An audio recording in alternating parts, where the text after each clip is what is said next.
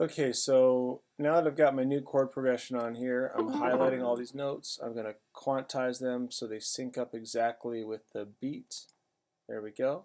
All those notes just moved a little bit. Now it's going to sound more clean. And sometimes you want it to sound a little messy, where these notes are off by just a few ticks. A tick is a very small unit of musical time.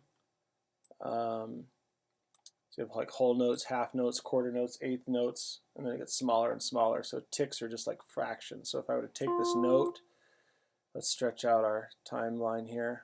There we go. If I were to take this note and move it over just a little bit, now it's going to sound more real. Because when a human hand is hitting a keyboard, guaranteed, 99% of the time, you're not going to be hitting all of those notes exactly at the same second. And so you get a more natural feel if you're meticulous. If you play it in perfectly and it sounds great, don't mess with it at all.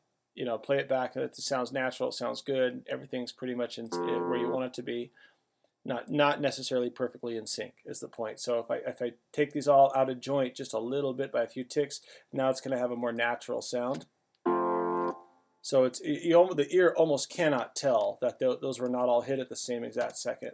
That sounds really beautiful.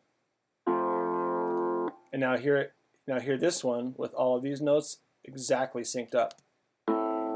So it almost sounds too perfect. It almost sounds too clean, which is a really beautiful thing to think about, because a lot of musicians strive for perfection, and it's really not necessary.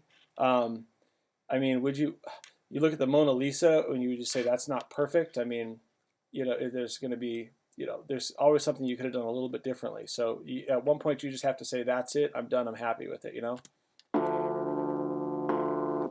That's a little bit off by like an eighth of one eighth note.